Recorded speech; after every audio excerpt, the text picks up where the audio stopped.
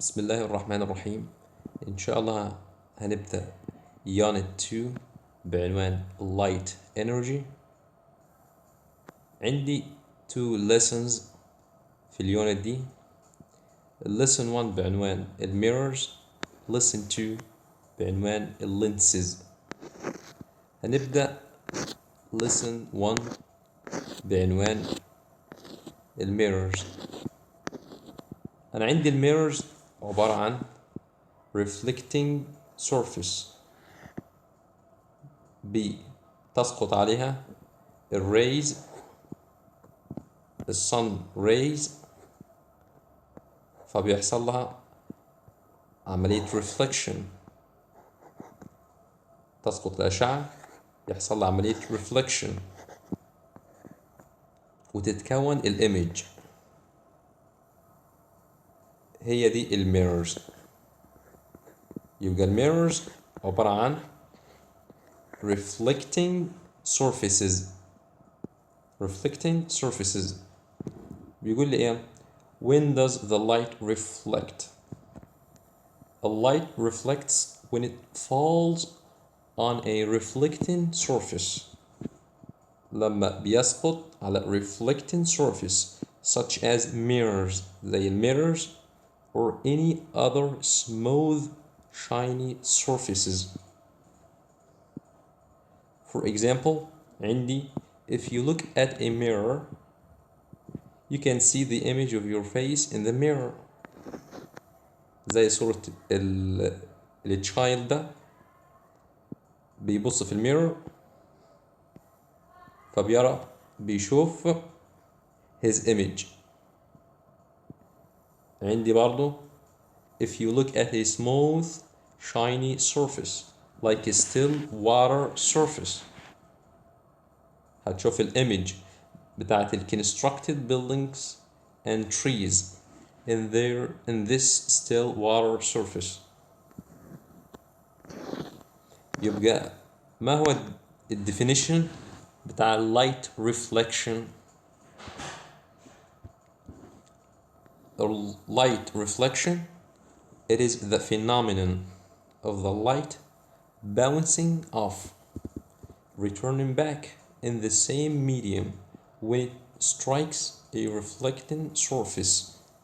يعني أنا لو عندي reflecting surface زي الميرورز وسقطت عليها rays هيحصل لها عملية returning back، عملية reflection وتتكون لي الإيمج. بس لازم يكون السيرفيس لازم يكون reflecting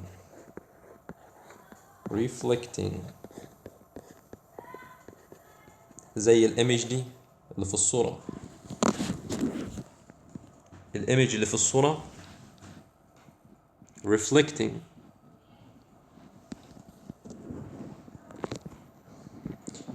To study the reflection of light, we must know some concepts related to it. أنا عندي بعض الكونسبتس عشان أفهم the reflection of light. وليكن عندي mirrors زي دي وسقطت عليها اللايت rays يحصل لها عملية reflection.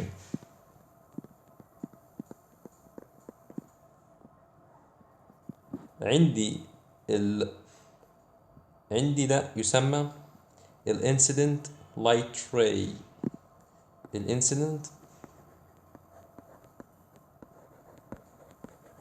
الانسيدنت راي اللي falls على reflecting surface، وعندي ده يسمى reflected ray. ده reflected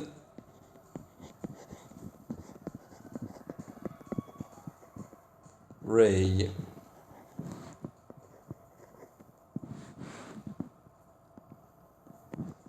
عندي الانجل دي تسمى الانجل of incidence. الانجل of incidence، ودي تسمى الانجل of reflected. الانجل of reflected، وده يسمى reflecting surface.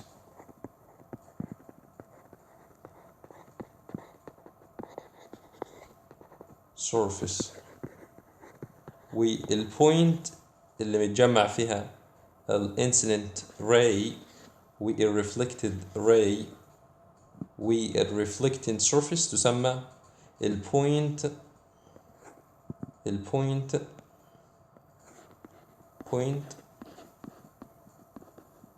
of incidence. البوينت of incidence. عندي اولا الانسيدنت لايت راي، ايه الديفينيشن بتاعه اللي هو ده؟ الانسيدنت لايت راي عبارة عن it is the light ray that falls on the reflecting surface. the normal، ايه تعريف النورمال؟ اللي هو عبارة عن الدوتس البربنديكولار.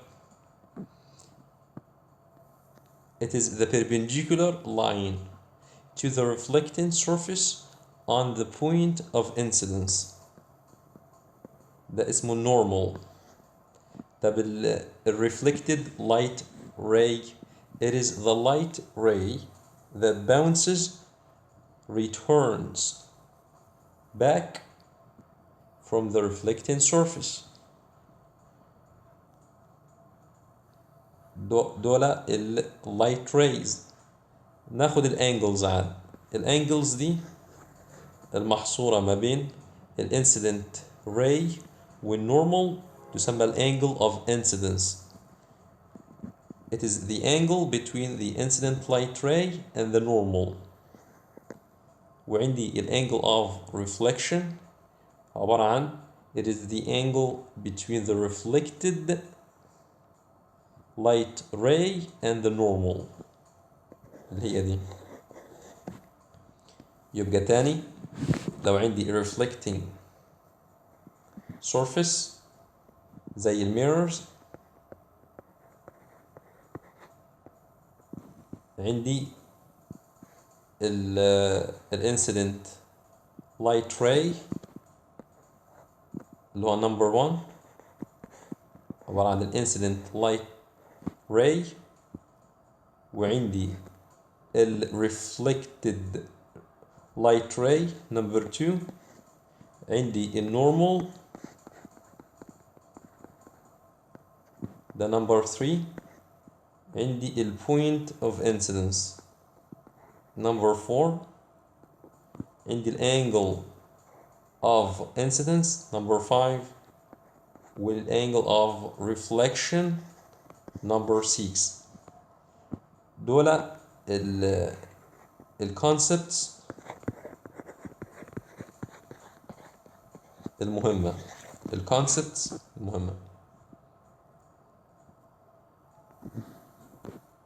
بيقول لي what is meant by the angle of incidence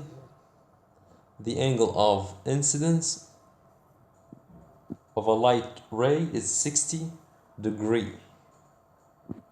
This means that the angle between the incident light ray and the normal is 60. But what is meant by the angle between a reflected light ray and the normal is 60?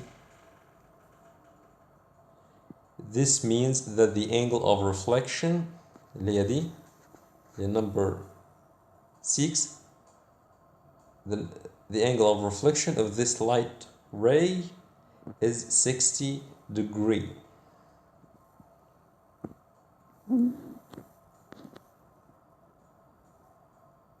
عندي حاجة مهمة اسمها laws of light reflection. بيقول لي reflection of light is governed by two principal laws. To discover these laws, we will carry out the following activity. عندي first activity عبارة عن لإثبات light reflection, the two laws of light reflection. عندي plane mirror زي في الفيجر ده. plane mirror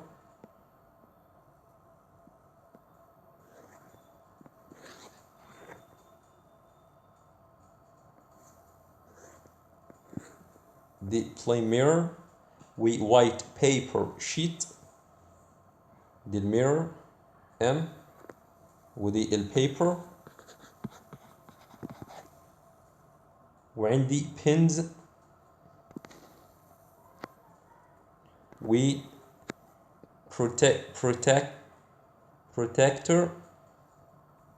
protractor وعندي ruler.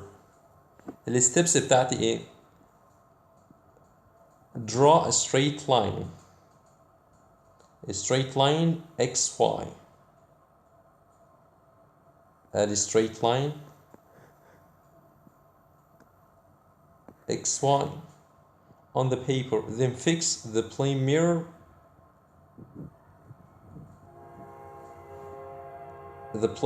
in a perpendicular position. This line as shown in the opposite figure. بعد كده second step, draw a line OD. Draw a line OD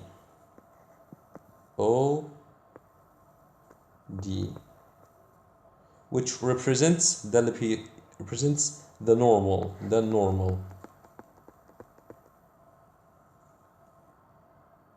اللي هو perpendicular on the line XY اللي هو ده the line XY.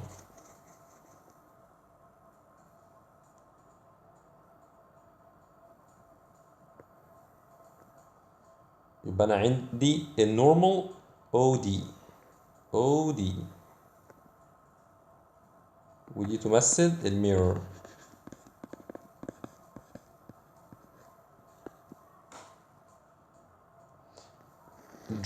بيقول لي draw a straight line AO which represents the incident light ray on the mirror. هذه عندي incident light which makes an angle AOD اللي هي الانجل دي وليكن X.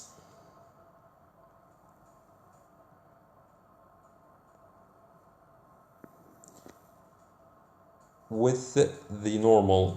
الانجل دي بتكون مع النورمال which is called the angle of incidence. Then measure this angle and place two pins P1 and P2 horizontal on the line. يبقى ادي P1 زي في الفيجر P1 وادي P2 P1 و P2. بيقول لي for look at the other side of the mirror and see the images of the pins P1 dash and P2 dash. Then place two pins P3 with P4 to be in a straight line with P1 dash and P2 dash. هذا عندي reflected ray وادي البينز P1 dash و P2 dash.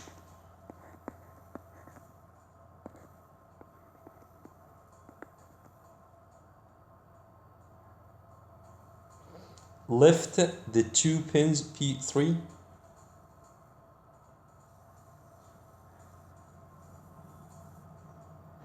أنا عندي الإيمجز P1 dash و P2 dash، لكن البينز ترقيمها P3 P4 P3 P4 to be in a straight line with P1 dash and P2 dash.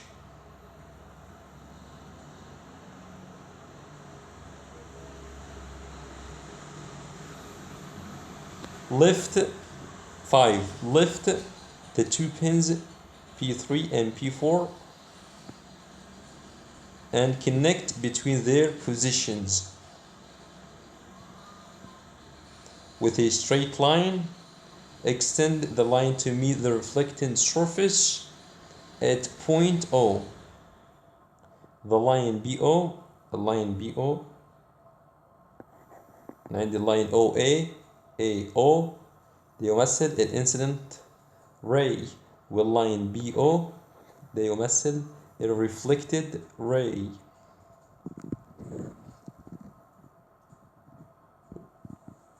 By using a protractor measure the angle الانجل هي BOD.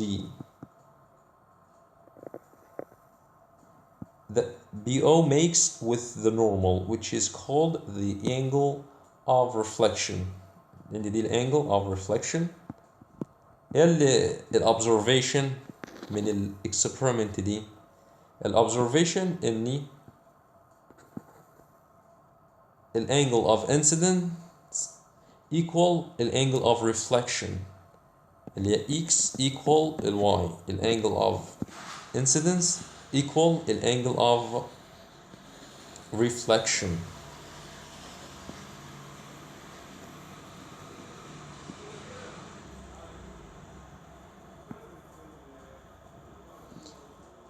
The first observation بيقول لي repeat these steps by changing the value of incidence angle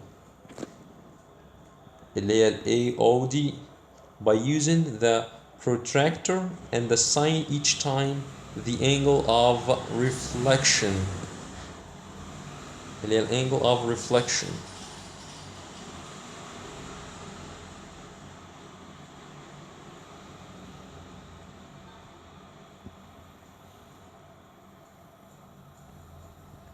ادي observation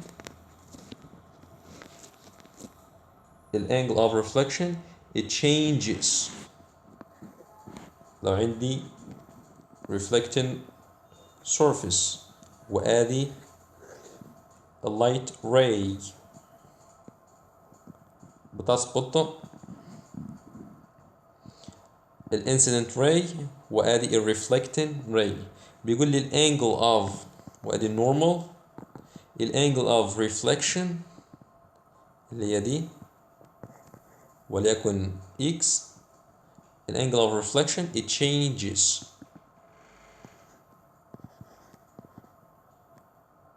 angle of reflection اللي هي y it changes by changing the angle of incidence. يبقى بتغير angle of incidence تتغير angle of reflection where they are always equal. هما الاثنين equal لبعض. x equal للy. angle of incidence equal angle of reflection.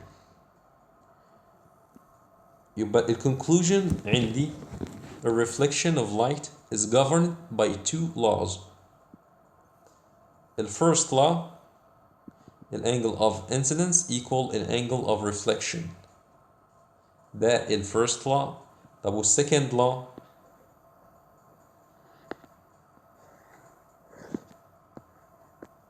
second law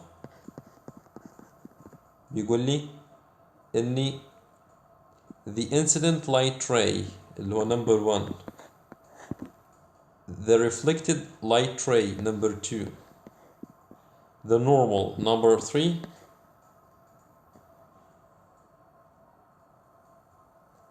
بيقول لي the normal line to the reflecting surface at the point of incidence. the point of incidence number 4 مالهم all lie in one plane perpendicular to the reflecting surface. كلهم perpendicular.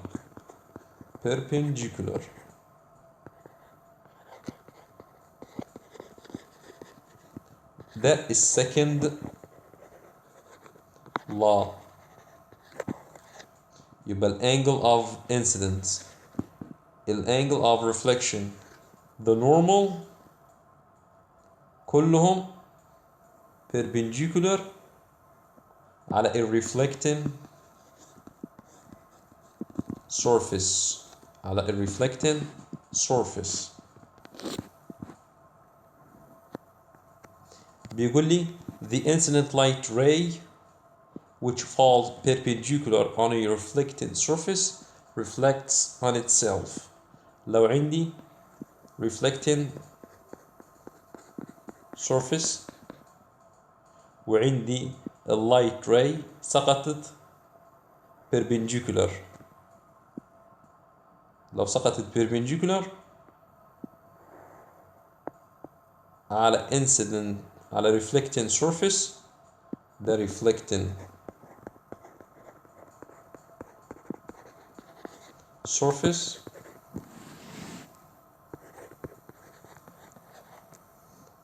يلا هيحصل reflects on itself. ليه؟ because the angle of incidence equals the angle of reflection equal 0. لأن كل من angle of incidence angle of reflection بصفر. ليه؟ لأن أنا عندي النورمال هو نفسه incident ray reflected ray. يبقى angle equals 0.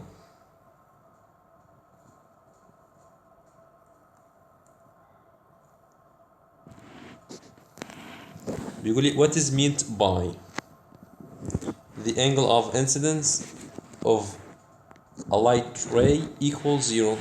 This means that زي ما أخذنا إن اللايت سقط perpendicular. light ray سقط perpendicular يبقى هينعكس perpendicular. يبقى this means that the incident light ray falls perpendicular on a reflecting surface. عندي problems بيقول لي find the angle of incidence and the angle of reflection for the following figures. في الفيرست figure أنا عندي angle of reflection angle of incidence equals 45 degree. يبقى angle of reflection كام؟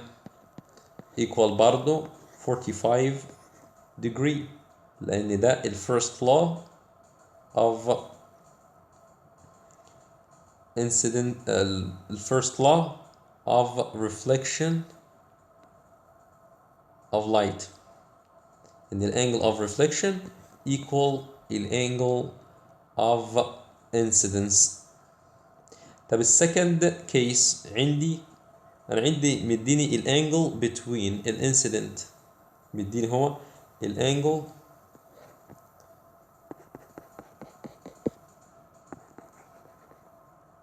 مديني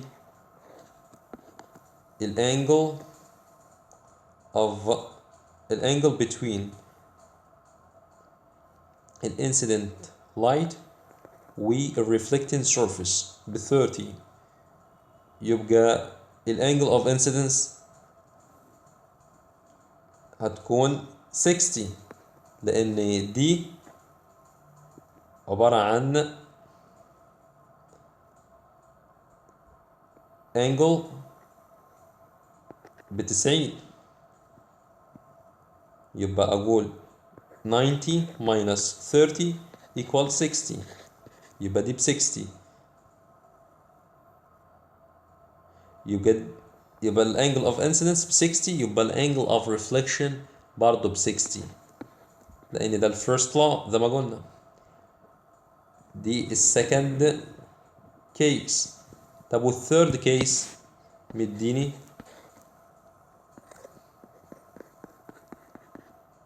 الانجل دي ب 100، الانجل دي ب 120 degree. يبقى انا وادي النورمال، يبقى انا عندي كده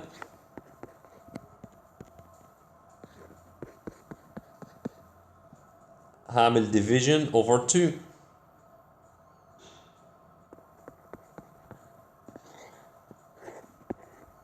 division over 2 دي 120 يبقى 60 و 60، يبقى الانجل of incidence ب 60 والانجل of reflection ب 60.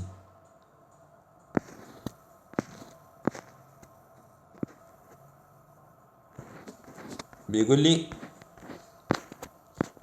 in the opposite figure an incident light ray falls in a mirror A and then reflected on mirror B. Calculate each of the following. أنا عندي two mirrors, mirror A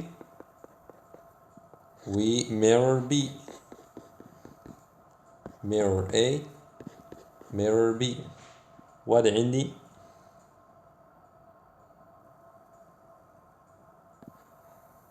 اللايت سقط وبعد كده انعكس reflection على الميرور B وارتد، وادي normal وادي normal هنا 30. بيقول لي calculate each of the following. عاوز الانجل of reflection on mirror A. الانجل of reflection هتكون 30 لأن ده الفيرست law إن الانجل of incidence equal الانجل of reflection. بعد كده عايز الانجل of incidence on mirror B.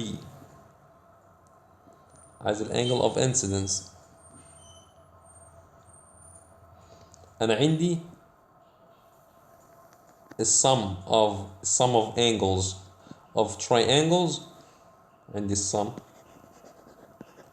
of angles of triangles equal 180 degree. عندي الانجل دي ب 90 والانجل دي السم بتاعها ب 90، يبقى دي ب 60. يبقى عندي الزاوية دي الانجل دي x اللي هي الوحيدة اللي في التراينجل الانون، يبقى 180 minus 60 plus 90 يبقى equal كام؟ 30.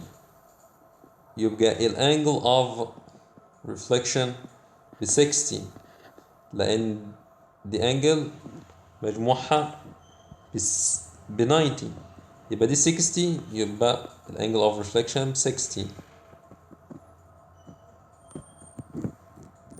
بس كده. يبقى أول حاجة الانجل of reflection on mirror A ب 30 والانجل of incidence على الميرور B ب 60. جبناها من التراينجل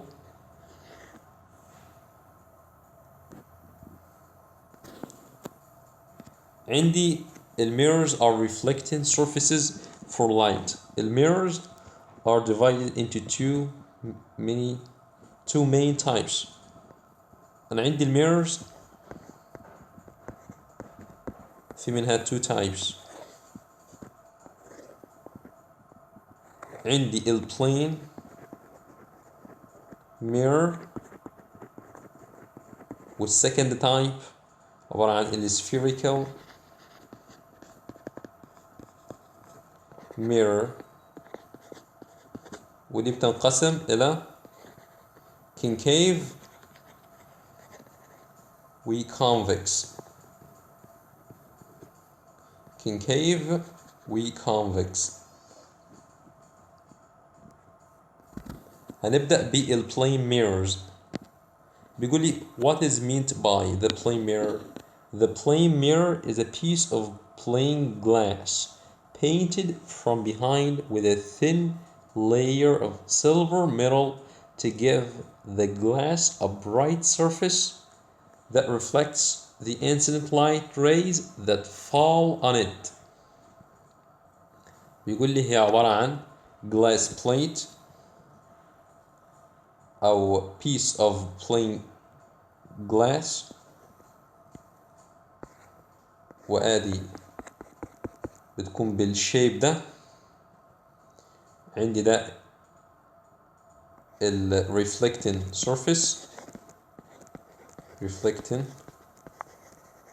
surface وده يسمى non reflecting surface.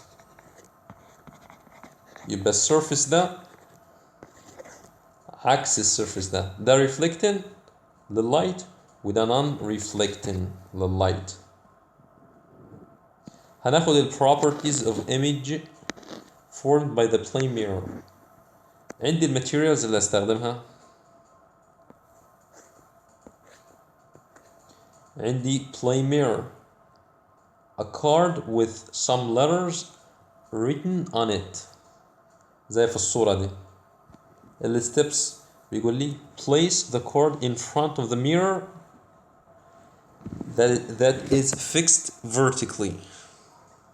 Record your observation about the properties of the image formed on the plane mirror.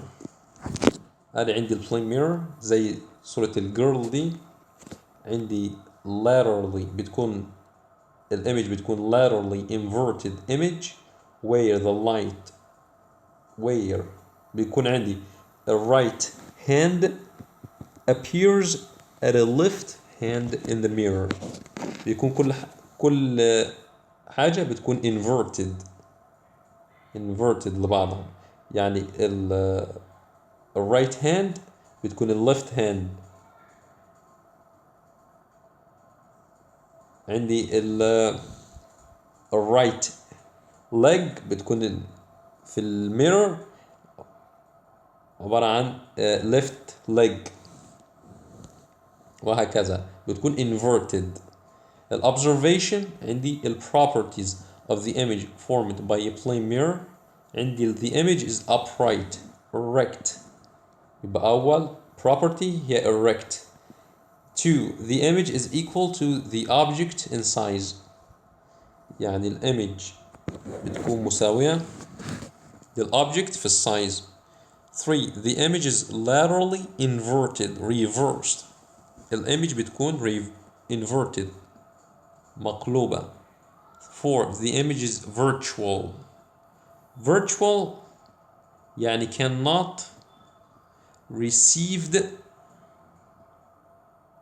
on a paper.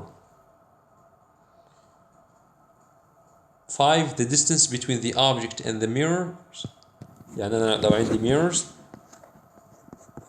فال distance between the object، لو عندي ده person ال distance هسميها D1 والimage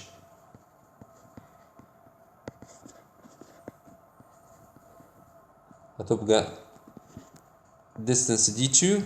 بيقول لي ال distance ال two distances are equal to each other. D1 equal D2 في ال plane mirror. بيقول لي the straight line اللي هو ده the straight line joining the objects to its image is perpendicular to the surface of the mirror. at the surface of the mirror ودي ال two الستريت لاين joining هما الاتنين بيعملوا angle مقدارها 90.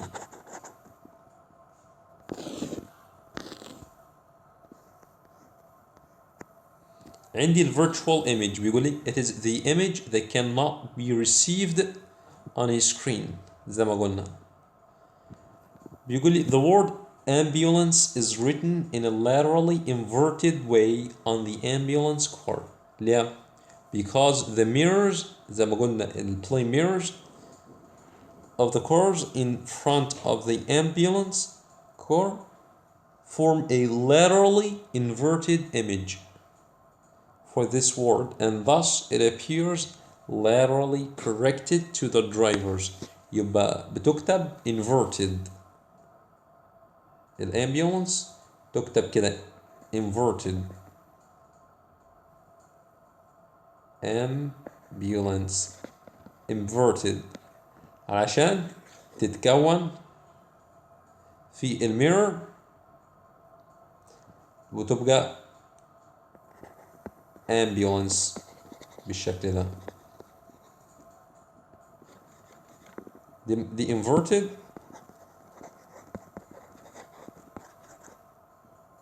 ودي erect.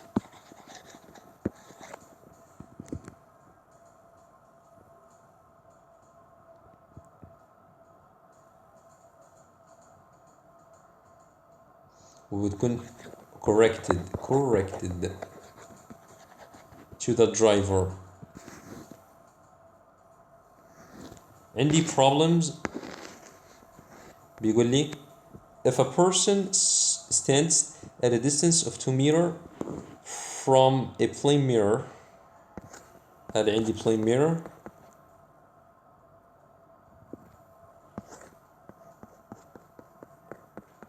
وهذا ال person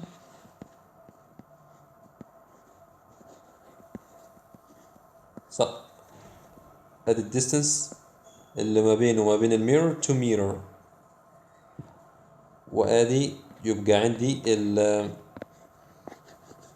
الايمج هتكون برضو 2 meter ما بينه وما بين الميرور. What is the distance between the person as the distance between the person and his image يبقى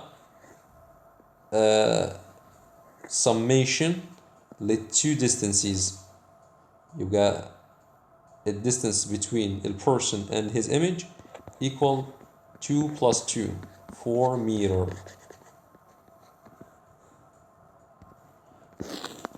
2 بيقول لي Rami stood at a distance of 4 meter from a plane mirror. An image is formed for him.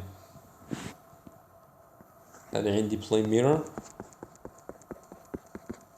وهذه رامي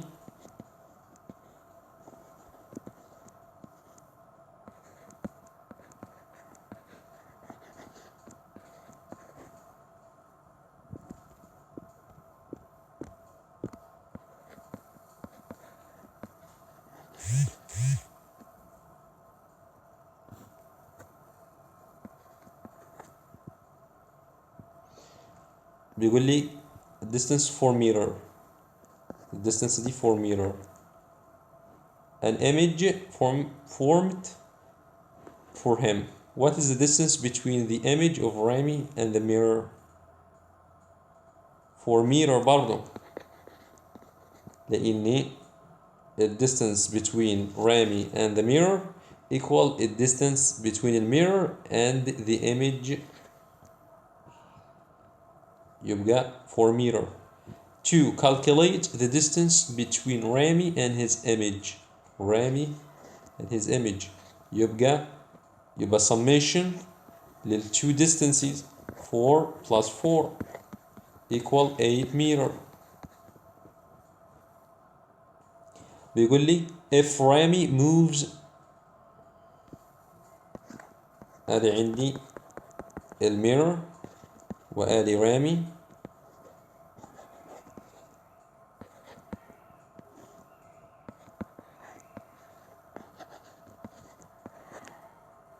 بيقول لي if Rami moves half meter towards the mirror وكان على بعد 2 متر، اتحرك half meter، يعني أصبح على بعد، أصبح هنا على بعد 1.5 متر، يبقى الإيمج برضو هتكون على بعد 1.5 متر. بيقول لي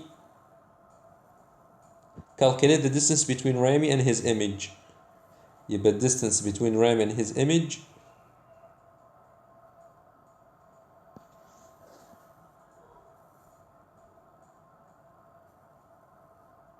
هو كان عندي في البداية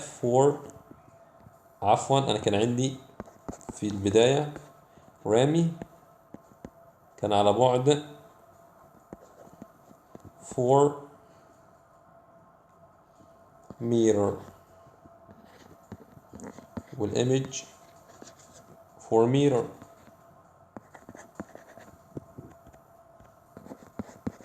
اتحرك half meter، يبقى أصبح على بعد كام؟ لما اتحرك half يبقى أصبح على بعد 3.5 متر، والإيمج برضه هتكون 3.5 متر. يبقى ال distance between Rami and his image يبقى 3.5 plus 3.5 equal 7 meter.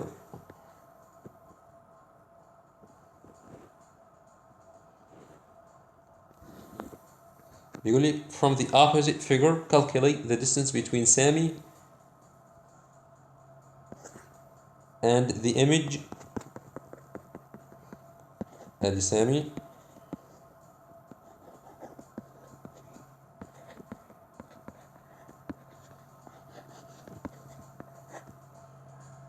بيقول لي calculate the distance between Sami and the image of the vision in a chart.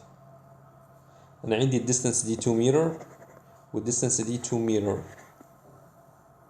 بيقول لي distance between Sami and the mirror ب 2 meter with the distance between the mirror and the vision chart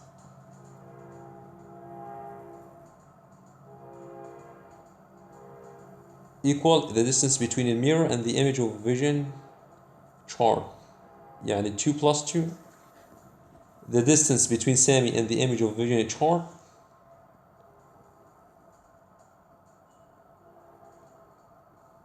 يبقى 2 plus 4 يبقى 6 meter.